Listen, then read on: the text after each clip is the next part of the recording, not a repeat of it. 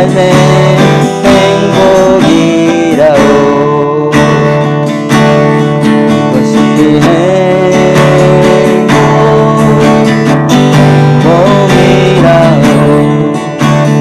세상은 알 수 없는 하나님 선물, 이것이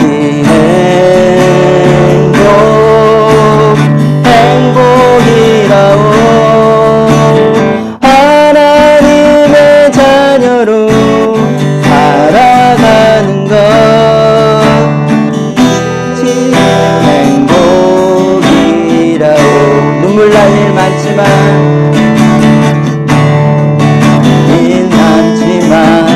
기도할 수 있는 것, 억울한 일 많으나 위에 참는 것, 작은 삶 주 뜻대로 사는 것, 이것이 나의 삶의 행복이라오. 이것이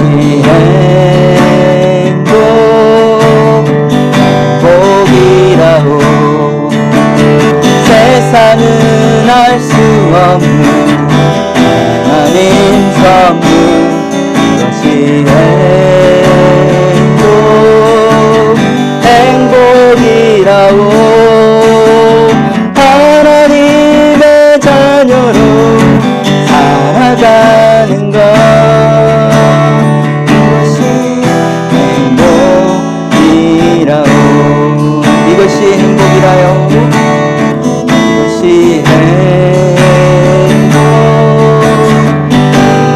행복이라오. 세상은 알 수 없는, 세상은 알 수 없는 하나님 선물, 이것이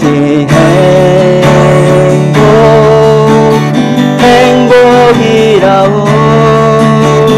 하나님의 자녀로 살아가는 것,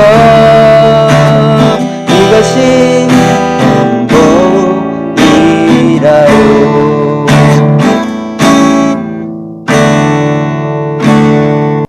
사람이 해 아래에서 행하는 모든 수고와 마음에 애쓰는 것이 무슨 소득이 있으랴. 일평생에 근심하며 수고하는 것이 슬픔뿐이라. 그의 마음이 밤에도 쉬지 못하나니 이것도 헛되도다. 사람이 먹고 마시며 수고하는 것보다 그의 마음을 더 기쁘게 하는 것은 없나니 내가 이것도 본즉 하나님의 손에서 나오는 것이로다. 아, 먹고 즐기는 일을 누가 나보다 더 해보았으랴. 하나님은 그가 기뻐하시는 자에게는 지혜와 지식과 희락을 주시나 죄인에게는 노고를 주시고 그가 모아 쌓게 하사 하나님을 기뻐하는 자에게 그가 주게 하시지만 이것도 헛되어 바람을 잡는 것이로다. 우리가 살고 있는 이 인생이라는 것이 참 신비하기도 하고 또 수수께끼 같기도 합니다. 또 나의 인생인데도 나의 삶의 의미를 발견한다는 것은 쉬운 일이 아닌 것 같습니다. 내가 오늘 살아가는 이유는 무엇일까요? 우리 인생의 진정한 해답은 없는 것일까요? 오늘 말씀은 지난주에 이어 전도서 2강 말씀입니다. 오늘 말씀의 전도자는 자신의 인생에 체험한 경험들을 나누며 거기서 나오는 인생의 지혜를 우리에게 말해주고 있습니다. 전도자는 그 마음에 깊이 생각하며 깊이 있는 묵상과 통찰로 자신의 인생을 분석하고 파헤치고 있습니다. 그가 인생을 연구하는 궁극적인 이유는 어떤 것이 인생에 선한 것인지 알기 원하기 때문입니다. 우리 함께 전도서 2장 3절 말씀을 읽어보겠습니다. 내가 내 마음으로 깊이 생각하기를 내가 어떻게 하여야 내 마음을 지혜로 다스리면서 술로 내 육신을 즐겁게 할까? 또 내가 어떻게 하여야 천하의 인생들이 그들의 인생을 살아가는 동안 어떤 것이 선한 일인지를 알아볼 때까지 내 어리석음을 꼭 붙잡아 둘까 하여. 전도자는 대충 보거나 혹은 성급하게 판단하는 사람이 아니었습니다. 그는 철저하게 조사하고 치밀하게 연구하여서 인생에 대한 해답을 찾고자 노력하고 있습니다. 전도서 2장 9절 말씀을 또 함께 읽어보겠습니다. 내가 이같이 창성하여 나보다 먼저 예루살렘에 있던 모든 자들보다 더 창성하니 내 지혜도 내게 여전하도다. 그는 자신이 예루살렘에 있는 모든 자보다 창성하다고 자기를 소개하고 있습니다. 여기 예루살렘에서 이 살렘이라는 것은 우리가 알다시피 평화라는 뜻입니다. 그런데 이 살렘의 이 원어의 뜻은 평화만 있는 것이 아닙니다. 그 본질적인 뜻은 더 이상 채울 수 없을 만큼 꽉 찬 상태를 말합니다. 즉 부족함이 전혀 없는 상태를 의미합니다. 우리가 풍선을 불 때 더 이상 이 풍선이 바람이 채워지지 않을 만큼, 그러니까 터지기 바로 일보 직전 그 상태가 있습니다. 이것이 바로 부족함이 없는 꽉 찬 상태를 의미합니다. 완전히 채워져서 만족하는 상태를 말합니다. 이것은 그가 인생에서 누렸던 삶의 그 광대함과 그의 깊이를 보여주고 있습니다. 예루살렘 왕 솔로몬보다 더 큰 번영과 인생에서 성공을 누렸던 왕은 없기 때문입니다. 여기서 인생에 선한 것을 찾기 위해 그가 노력한 세 가지가 있습니다. 그 세 가지는 지혜, 쾌락, 그리고 성취가 되며 이것에 대해서 그는 우리에게 설명을 해주고 있습니다. 이것들은 끊임없이 우리를 재촉해서 우리가 삶을 도전하게 만들어줍니다. 지혜와 쾌락과 성취, 이것들은 청년들의 가슴을 뛰게 할 주제들입니다. 이것들을 한 번이라도 제대로 맛보게 되면 인생에서 후회할 것이 없는 것처럼 매력적인 것들입니다. 세상 사람들에게 살아야 할 동기를 만들어주고 언제든 일어나 다시 시작할 그 힘을 주는 신선한 제목들이라고 우리는 말할 수 있습니다. 오늘 전도서 말씀에서 전도자는 자신의 인생에서 핵심적인 이 세 가지에 연구한 것을 우리에게 소개해 주고 있습니다. 오늘 이 전도서 말씀에서 이 전도자는 자신의 인생에서 핵심적인 그 이 세 가지에 대해 연구한 것을 우리에게 소개해 주고 있습니다. 그는 인생의 꽉 찬 상태, 즉 더 이상 채워지지 않을 만큼 완벽한 그 만족인 샬롬을 얻고자 추구하고 있는 것입니다. 그리고 이것을 얻기 위해 세 가지 인생 프로젝트를 진행하고 있습니다. 첫 번째는 지혜입니다. 위즈덤이죠. 여러분, 지혜가 무엇입니까? 우리는 남들보다 더 많이 알고 더 많이 배우고자 노력합니다. 남들보다 뛰어난 지혜를 가진 자가 되기를 원합니다. 우리가 대학을 나오고도 모자라서 석사과정, 박사과정까지 가서 공부하는 이유가 무엇일까요?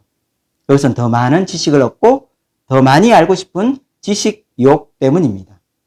역사 속에서 인간은 지혜를 탐구하며 인류의 지혜 속에서 삶에 대한 깊은 통찰과 해답을 찾지 않을까 기대하였습니다.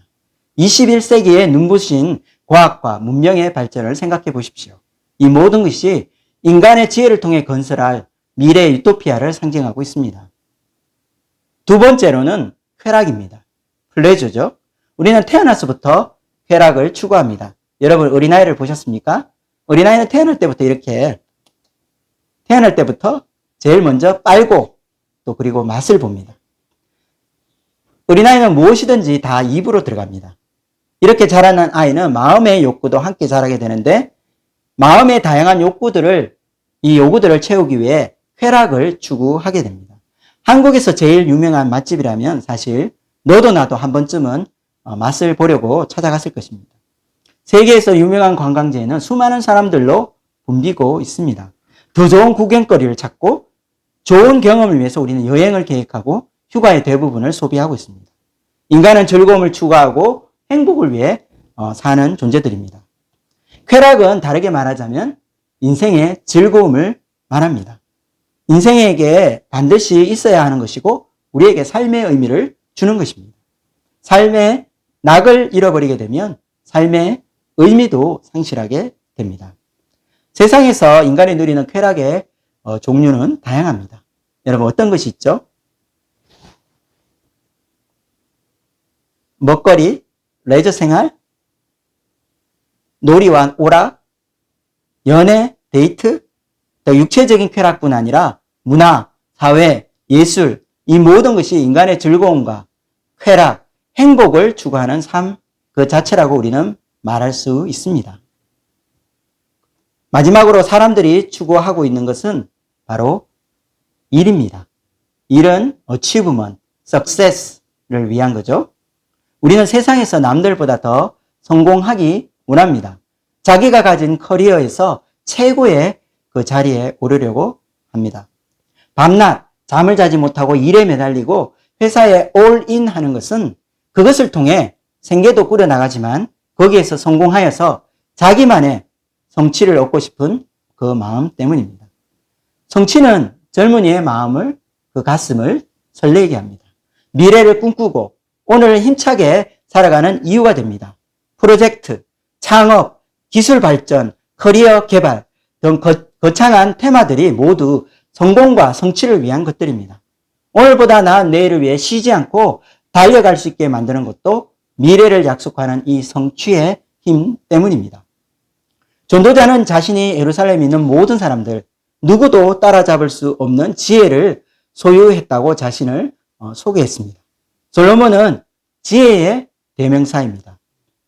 그는 그의 인생을 통틀어 지혜를 찾았고 더 깊은 지혜를 추구하고자 그의 인생을 다 바쳤습니다. 그리고 이 모든 일을 마치고 난 뒤 자신의 소감을 밝히고 있습니다. 그가 찾고 구했던 그 지혜를 그 일생 동안 구했지만 그는 이것들이 자신을 채워줄 수 없다는 그 결론을 내고 있습니다. 그가 더 많이 알고자 마음을 썼으며 이것도 바람을 잡으려는 듯 허무하다는 고백이 그의 고백이었습니다. 전도서 1장 16절에서 17절까지 읽어보겠습니다. 내가 내 마음속으로 말하여 이르기를 보라 내가 크게 되고 지혜를 더 많이 얻었으므로 나보다 먼저 예루살렘에 있던 모든 사람들보다 낫다 하였나니 내 마음이 지혜와 지식을 많이 만나 보았음이로다. 내가 다시 지혜를 알고자 하며 미친 것들과 미련한 것들을 알고자 하여 마음을 썼으나 이것도 바람을 잡으려는 것인 줄 깨달았도다. 왜 더 많은 지혜와 지식을 얻고자 노력했지만 전도자는 만족감을 얻지 못하고 허무감으로 돌아오게 되었을까요? 그것은 그가 더 많은 지혜와 지식을 쌓아갔지만 완전한 지식, 완벽한 지혜에 이를 수 없었기 때문입니다. 그가 지혜를 얻으면 얻을수록 만족을 얻는 것이 아니라 오히려 자신이 얼마나 부족한 자인지를 깨닫게 되었기 때문입니다. 아무리 세상 사람들도 감탄하는 그런 지혜와 지식을 쌓았다 하더라도 세상의 모든 문제를 해결하지 못한다는 그 사실을 발견할 뿐이었습니다. 그가 더 많이 배우고 또 많은 지식을 쌓아갈수록 세상에는 자신이 해결할 수 없는 더 많은 문제들이 산적해 있음을 그는 깨달을 뿐입니다. 그가 생각하기에 지식을 쌓아가고 발전해가면 궁극적으로 모든 문제를 해결할 수 있는 그 어떤 지혜를 얻을 수 있을 것이라고 생각했는지 모릅니다. 그러나 그는 세상에 대해서 공부를 하고 해결하려고 노력하면 노력할수록 구부러지고 일그러진 세상의 모순과 부조리를 바로잡을 수 없다는 사실을 그는 깨닫게 됩니다. 그가 공을 들이고 시간을 투자한 모든 것이 허망한 것이 되고 말았습니다. 전도서 1장 15절을 함께 읽겠습니다. 구부러진 것도 복귀할 수 없고 모자란 것도 셀 수 없도다. 이것은 인간의 한계를 말하고 있는 것입니다. 인간은 아무리 쌓아가도 지식의 완성을 이룰 수 없는 것입니다. 오히려 지식이 쌓일수록 부작용만 커지는 것입니다. 아는 것이 많을수록 고민과 걱정은 깊어지는 것입니다.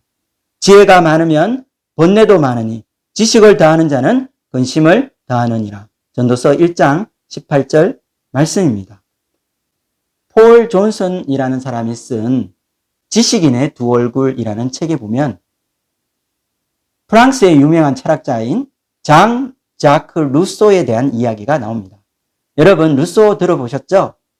아마 중고등학교 이 사회책에서 그의 유명한 저서인 사회계약론, 에밀이라는 책을 한 번쯤은 들어보았을 것입니다. 그런데 이렇게 유명한 루소는 사실상 문학 사상 제일가는 불평꾼 중에 한 사람이었다고 합니다. 그는 자신이 만성 질환으로 고통받는다며 너무나 끔찍한 용어로 자주 불평을 쏟아 놓았습니다. 사실 그는 요도하열이라고 하는 질병을 앓고 있었으며 이로 인해 화장실에 가는 일이 늘 불편했다고 합니다. 한 번은 모임에서 많은 귀부인들 앞에서 바지에 실수를 하는 일도 있었다고 합니다.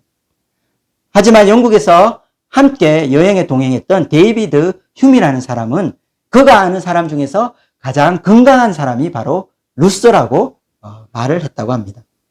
여행 중에 야간의 모진 날씨 가운데서도 이 가판 위에서 10시간 이상을 보내었고 혹독한 기후에 익숙한 이 베테랑 뱃사람들도 모두 얼어 죽을 지경으로 몸소리쳤지만 그는 아무렇지도 않았다고 합니다. 그에게는 사실 엘리트 의식이 그의 문제였던 것입니다. 남들보다 자신이 더 똑똑하고 지혜롭다고 생각하는 사람이었습니다. 이런 사람일수록 자신에게 찾아오는 어떤 불운과 고난에 취약하다는 것입니다. 자신에 대한 기대와 자존심이 높아서 자신의 삶을 제어하지 못하는 그 통제불능의 상황을 잘 견디지 못하는 것입니다. 자신에 대한 자존감이 더 큰 사람일수록 더 많은 번민과 절망감을 느끼게 되어 있습니다. 그는 위대한 사상가요, 철학가였습니다. 그러나 세상에서 가장 고통받는 사람이라고 그는 자신을 고백하며 살았습니다. 그는 스스로를 가장 불행한 생명체라고 불렀다고 합니다. 그의 별명은 가장 불행한 생명체입니다. 그는 평생 자신을 세상에서 가장 불행한 사람이라고 여기며 살았던 것입니다.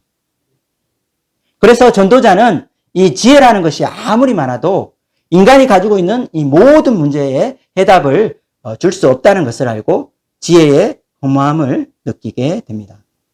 더군다나 자신이 다른 사람보다 더 많은 지식이 있고 또 사람들에게 인정받는 지혜자라는 자부하는 사람일수록 자신의 한계를 경험할 때 그 느끼는 허탈감은 더 크다고 합니다. 왜냐하면 자신이 남들이 가지지 못한 특별한 능력과 지혜를 가졌다고 생각하기 때문입니다. 자기가 해결할 수 없는 문제에 부딪히게 될 때 더 깊이 절망하게 되는 것입니다. 의학이 발달하면 할수록 우리 인간의 수명이 길어지는 것은 좋은 일입니다. 그러나 그렇다고 해서 모든 질병의 근본 원인을 찾아내어 세상의 질병을 정복할 수 있는 것은 아닙니다. 오히려 우리가 모르는 질병이 더 많다는 사실로 의사들은 절망하고 자기 한계 속에 충격을 받는 것입니다. 우리 사회를 혼란과 두려움 속에 빠뜨린 이 코비드-19이라는 것도 이런 것을 잘 보여주고 있습니다. 세계적인 팬데믹은 인간의 지식과 과학으로 더 나은 세상을 만들고 유토피아를 찾을 것으로 기대했던 사람들에게 깊은 절망감을 안겨다 주었습니다. 그들에게 실망감을 안겨다 준 것입니다. 아직도 인간이 정복해야 할 미지의 영역이 더 많다는 사실을 알게 되었을 뿐입니다. 코로나 바이러스가 종식된다 하더라도 끝난 것이 아닙니다. 새로운 바이러스, 또 다른 질병들이 창고라 해서 인류의 생존과 존영을 위협하게 될 것이기 때문입니다. 첫 번째 시도에서 패배한 전도자는 이제 두 번째 과제에 도전하고 있습니다. 전도자는 인생의 쾌락을 사랑하는 쾌락주의자는 아니었습니다. 그는 창의성과 높은 실험 정신을 가지고 인생에 선한 것이 있는지 연구하고 고민하는 철학자였습니다. 2장 1절 말씀을 읽어보겠습니다. 나는 내 마음에 이르기를 자 내가 시험 삼아 너를 즐겁게 하리니 너는 낙을 누리라 하였으나 보라 이것도 헛되도다. 그는 자신의 쾌락을 추구하기 위해서가 아니라 시험하고 연구하기 위한 목적으로 낙을 누리며 쾌락을 찾아보았다고 말하고 있습니다. 하지만 이것도 헛되다는 결론에 도달하게 된 것입니다. 전도자가 일생 동안 한 것은 무엇입니까? 전도서 2장 4절에서 5절까지 읽어보겠습니다. 나의 사업을 크게 하였노라. 내가 나를 위하여 집들을 짓고 포도원을 일구며 여러 동산과 과원을 만들고 그 가운데 각종 과목을 심었으며 그는 자신을 위하여 큰 집을 짓고 포도원을 일구었으며 여러 동산과 과수원을 만들었다고 하고 있습니다. 수목을 기르는 살림에 물을 주기 위해 큰 못을 팠고 예루살렘에 있는 어떤 자보다 많은 소와 양떼의 소유를 가졌다고 합니다. 또한 그는 많은 보물을 가졌는데 금과 그리고 왕들이 소유한 보배들을 수집하였습니다. 전도서 2장 7절에서 8절까지 읽어보겠습니다. 남녀노비들을 사기도 하였고 나를 위하여 집에서 종들을 낳기도 하였으며 나보다 먼저 예루살렘에 있던 모든 자들보다도 내가 소와 양떼의 소유를 더 많이 가졌으며 금과 왕들이 소유한 보배와 여러 지방의 보배를 나를 위하여 쌓고 또 노래하는 남녀들과 인생들이 기뻐하는 처첩들을 많이 두었노라. 그는 그를 즐겁게 하기 위해서 노래하는 남녀들과 처첩들을 많이 두었다고 하였습니다. 이스라엘의 어느 왕과도 비교할 수 없는 역대급의 처와 후궁들이 있었습니다. 아내가 자그마치 700명, 첩이 300명이었다고 합니다. 그래서 그는 자신이 무엇이든지 눈이 원하는 것을 금하지 않았고 마음이 즐거워하는 것을 막지 아니하였다고 하였습니다. 전도서 2장 10절 말씀을 읽어보겠습니다. 무엇이든지 내 눈이 원하는 것을 내가 금하지 아니하며 무엇이든지 내 마음이 즐거워하는 것을 내가 막지 아니하였으니 이는 나의 모든 수고를 내 마음이 기뻐하였음이라. 이것이 나의 모든 수고로 말미암아 얻은 몫이로다. 그의 눈이 원하는 것은 그는 금하지 않았습니다. 그의 마음이 즐거워하는 것을 그는 막지 않았습니다. 그가 이렇게 하였을 때 어떤 결과를 맞이하게 되었습니까? 그 결과는 비참한 것이었습니다. 그가 수고한 모든 것이 다 헛되어 바람을 잡는 것 같고 해 아래서 무익한 것이라는 그 결론을 내리고 있습니다. 여러분, 왜일까요? 왜 그는 이 세상에 어느 누구도 누리지 못한 부와 권력을 누리며 태평 성대 가운데 그가 원하는 대로 모든 것을 다 즐겨보았는데 결국에는 헛되다는 결론에 도달하게 되었을까요? 어쩌면 이것이 우리가 원하는 그런 삶이 아닐까요? 내 눈이 원하는 대로, 내 마음이 원하는 대로 누리고 즐겨보고 싶은 그런 마음이 우리에게는 다 있습니다. 그런데 이 모든 것이 헛된 것이었습니다. 그것은 인생에 추구하는 욕망이 너무나 크기 때문입니다. 우리는 우리의 욕망을 얕잡아 보기 쉽습니다. 조금만 더 움켜쥐면 만족할 수 있을 것 같습니다. 하지만 우리가 아무리 좋은 것으로 쾌락을 누려도 우리의 욕망을 다 만족시켜 줄 수 없습니다. 장 칼빈은 우리 인간에게는 큰 구멍이 있는데 이 구멍은 세상의 어떤 것으로도 다 채워지지 않는다는 말을 했습니다. 우리가 얻은 쾌락은 더 큰 쾌락을 부르게 됩니다. 더 큰 쾌락도 우리를 결코 완전하게 만족시켜 줄 수 없다는 결론에 이르게 되는 것입니다. 우리 인생에 있는 이 큰 구멍은 세상에 있는 어떤 것으로도 채워질 수 없는 것입니다. 그것은 영혼의 목마름이기 때문입니다. 우리의 채울 수 없는 이 목마름은 우리가 육적인 존재가 아니라 영적인 존재임을 깨닫게 해줍니다. 세상의 모든 것을 다 끌어와서 쏟아 붓는다 하더라도 우리 내면의 공허함을 메꿀 수 없다는 사실입니다. 이제 첫 번째와 두 번째 모두 실패로 끝이 난 것을 보았습니다. 그리고 마지막으로 전도자가 우리에게 보여주는 것은 바로 성취, 성공, 세상의 일입니다. 현대인들은 이 일을 통해 자기 만족을 얻고 자아 성취를 하고자 합니다. 일에서 성공을 추구하는 것입니다. 그러나 일에 성공하고 수고하여 얻은 큰 수확이 있고 많은 사람들이 인정하는 큰 업적을 남기면 인생의 의미를 성취한 것처럼 느껴집니다. 그러나 전도자의 결론은 무엇입니까? 전도서 2장 18절에 19절 읽어보겠습니다. 내가 해 아래서 내가 한 모든 수고를 미워하노니 이는 내 뒤를 이을 이에게 남겨주게 됨이라. 그 사람이 지혜자일지 우매자일지야 누가 알려마는 내가 해 아래서 내 지혜를 다하여 수고한 모든 결과를 그가 다 관리하리니 이것도 헛되도다. 전도자는 지금 무슨 말을 하고 있는 것일까요? 그것은 그가 아무리 큰 성취를 하고 성공을 거둔다 하더라도 그것을 영원히 소유할 수 없다는 것을 말하고 있습니다. 저 큰 기업들을 성장시켜서 대기업이 되고 그룹 계열사들을 갖춘다 하더라도 자기가 죽게 되면 그 모든 것은 후손들에게 넘겨줘야 한다는 말입니다. 영원히 자신의 통제권 아래 둘 수 없는 것입니다. 그런데 문제는 그 후손들이 그것들을 잘 관리한다는 보장이 없다는 사실입니다. 전도자는 다음 나의 사업을 이을 자가 지혜자일지 혹은 우매자일지 알지 못한다는 말을 하고 있습니다. 성취로 말하자면 이 솔로몬보다 더 큰 업적과 성과를 이룬 왕은 없을 것입니다. 그는 엄청난 사업을 벌리고 이스라엘 역사의 길이 남을 성전 건축과 화려한 솔로몬 이 궁전을 완성하였습니다.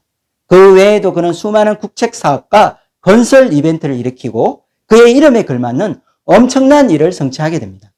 그러나 그는 자기의 수고와 온갖 노동에 대해서 증오의 말을 쏟아놓게 됩니다. 그가 수고한 열매를 그가 영원히 가지지 못하고 후손에게 물려줄 수밖에 없는 그의 짧은 생애를 한탄하면서 말입니다. 그의 모든 업적과 성취를 이을 자가 누구인지 모른다는 그의 예언은 정확하게 적중하게 되었습니다. 솔로몬의 아들은 누굽니까? 그의 아들을 르호보암은 그가 일생 공들여 세워놓은 이 솔로몬 왕국의 위대함을 한순간에 날려버렸습니다. 그는 어리석은 선택을 하였고 그 결과는 치명적이었습니다. 장로들과 지혜로운 원로들의 충언을 거절하고 젊은 자신의 측근들의 아첨하는 조언을 선택하였습니다. 12지파 중에서 무려 10지파를 잃어버리고 나라는 쪼개져 분열 왕국의 비극을 맞이하게 된 것입니다. 결론적으로 전도자는 이 전도서를 읽는 독자에게 이런 질문을 남깁니다. 전도서 2장 22절을 함께 읽어보도록 하겠습니다. 사람이 해 아래서 행하는 모든 수고와 마음에 애쓰는 것이 무슨 소득이 있으랴. 사람이 세상에서 행하는 이 모든 수고와 또 마음에 애쓰는 이 모든 것이 무슨 의미가 있느냐는 질문입니다. 우리가 수고하고 애써서 행하는 또 얻은 이 세상 지식과 명예, 또 마음의 원대로 누리는 쾌락, 이를 통한 성취와 업적들이 결국 무슨 소득이 있느냐는 질문입니다.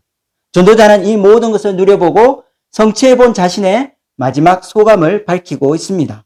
그것은 이 모든 것을 통해서도 인생의 의미를 발견할 수 없다는 것입니다. 모든 것이 헛되다는 것을 말하고 있는 것입니다. 전도서 2장 23절 읽어보도록 하겠습니다. 일평생에 근심하며 수고하는 것이 슬픔뿐이라. 그의 마음이 밤에도 쉬지 못하나니 이것도 헛되도다. 열심히 밤낮 수고하고 고생하지만 열매 없고 소득 없는 일을 하고 있는 것입니다. 밤낮 쉬지 못하고 일하는 한국인들에게 이것은 너무나 슬픈 일입니다. 우리가 수고하고 애쓰는 것의 소득은 무엇입니까? 전도자는 인간이 추구하는 것을 통해서 얻게 되는 모든 것이 헛됨을 깨닫고 하늘 아래 삶에 대해 마지막 결론에 도달하게 됩니다. 그 결론은 전도서 2장 24절에 나오고 있습니다. 함께 읽어보도록 하겠습니다. 사람이 먹고 마시며 수고하는 것보다 그의 마음을 더 기쁘게 하는 것은 없나니 내가 이것을 본즉 하나님의 손에서 나오는 것이로다.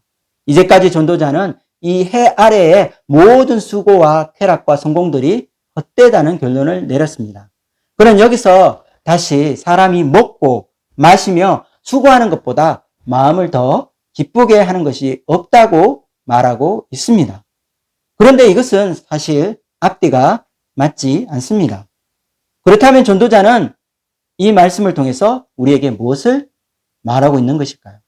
전도자가 이 모든 것을 통해서 얻은 결론이라고 할 때 그는 해 아래의 삶을 이야기하고 있습니다. 해 아래의 삶의 한계 속에서 우리의 쾌락도 완전하게 채워질 수 없습니다. 우리가 얻은 이 지식도 세상의 모든 문제에 정답을 줄 수 없습니다. 우리가 세상에서 성공하고 많은 것을 성취한다고 해도 허무한 것 뿐이라는 것입니다. 그것은 우리 인간이 한계를 가진 존재이기 때문입니다. 아무리 많은 것을 가지고 누린다 하더라도 결국 죽으면 없어질 존재이기 때문입니다. 그래서 전도자는 삶의 다양한 추구를 통해서 자신의 한계를 깨닫고 자신이 이 유한한 존재임을 인식함으로 놀라운 깨달음을 얻게 됩니다. 전도서 2장 1절에서 23절까지 하나님이라는 단어는 한 번도 나오고 있지 않습니다. 모두 전도자 스스로 자기 힘으로 세우고자 하는 이 모든 일들이 결국 번번이 실패하고 허무에 빠지게 됩니다.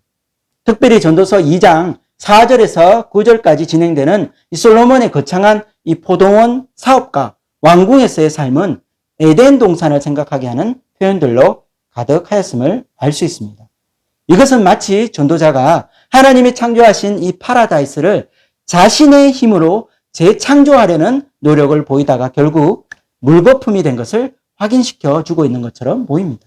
하나님의 선한 이 창조 세계를 만들어 에덴을 회복하려는 노력은 인간의 한계로 무너지게 됩니다. 그러나 2장 24절에서 26절까지 2장에서 한 번도 나오지 않던 하나님이 연달아 3번이나 나오게 됩니다. 전도자는 하나님이 전도자가 일생 꿈꾸며 찾고자 했던 그 모든 것을 주시는 분이시라는 사실을 말하고 있는 것입니다. 하나님이 우리의 행복의 열쇠를 가지고 계신 분이십니다. 그분 없이 우리가 인생의 행복이라는 이 거대한 문을 열려고 평생 애써 보아도 남은 것은 헤벨, 헛되고 헛되니 모든 것이 헛되도다. 이 헤벨밖에 없다는 것입니다. 이로써 그의 평생에 걸친 이 행복 프로젝트에서 결론을 얻지 못하고 빈손으로 서 있는 그에게 값없이 선물로 주어지는 하나님의 행복이 무엇인지 우리에게 보여주고 있습니다. 하나님의 행복. 이 행복은 나의 노력으로 쟁취되는 것이 아니라 하나님의 선물인 것입니다. 이 선물은 하나님께서 자기를 기뻐하는 자, 하나님을 기뻐하는 그 자에게 주시는 선물입니다. 행복은 하나님 손에 있는 그 선물 자체가 아니라 하나님 자신입니다. 하나님의 손길 아래에서 얻게 되는 이 모든 것이 축복과 행복의 근원이 되는 것은 바로 그 모든 것을 주신 분이 하나님이시기 때문입니다. 전도서 2장 26절을 함께 읽어보겠습니다. 하나님은 그가 기뻐하시는 자에게는 지혜와 지식과 희락을 주시나 죄인에게는 노고를 주시고 그가 모아 쌓게 하사 하나님을 기뻐하는 자에게 그가 주게 하시지만 이것도 헛되어 바람을 잡는 것이로다. 하나님은 그가 기뻐하는 자에게도 주시며 또 죄인에게도 노고를 주십니다. 하나님을 알지 못하고 오히려 하나님을 대적하는 자에게도 하나님은 선물을 주십니다. 그것을 받아 누리는 것이야말로 삶의 즐거움, 삶의 소망임을 보여주고 있습니다. 먹고 마시고 노동하면서 오는 삶의 단순한 기쁨. 사실 이것은 우리가 더 큰 것을 얻고자 하는 우리의 내면의 욕망과는 대조되고 있습니다.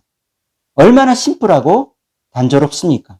어쩌면 우리가 동물과 다를 바 없는 것처럼 보입니다. 원숭이도 먹고 마시고 열심히 채집하고 먹을 것을 모으는 노동을 하며 즐거운 삶을 영위합니다.